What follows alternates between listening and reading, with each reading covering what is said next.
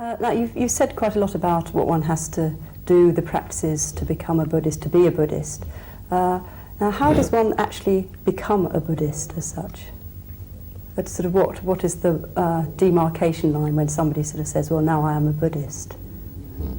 The answer to that is in a sense quite simple, but again in a sense requires a lot of explanation.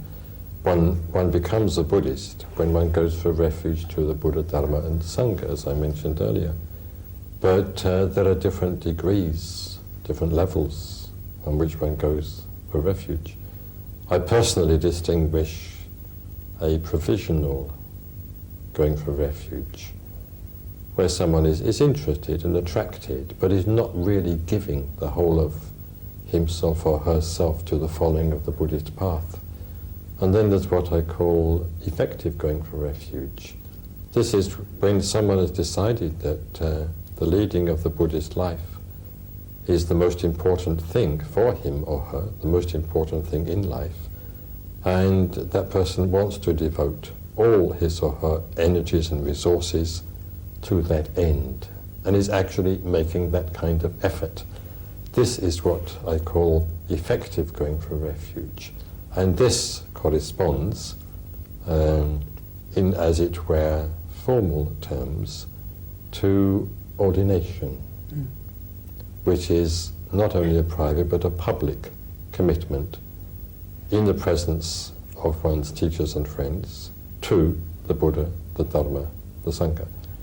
I say a public as well as a private one because the whole of one's being is involved. One is no longer keeping one's Buddhism in a little corner, and you're separate from one's, as it were, public life. One's making a statement, not only a private but a public statement. One comes out into the open. So this is effective going for refuge. This is ordination, acceptance into the order. And then there's what I call a real going for refuge. That is equivalent to the point of stream entry, where you've not only practiced an ethical life, not only practiced meditation, but have also achieved a certain measure of insight or wisdom.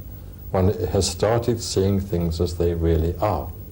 And because of one's seeing things as they really are, one becomes incapable of falling back.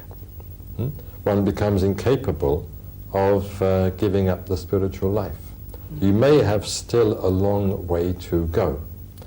You may still have many obstacles to overcome. You may even experience quite a lot of suffering, but you can't go back. And so therefore that point of real going for refuge is what we also call not just stream entry, but the point of no return. After that, you can't fall back.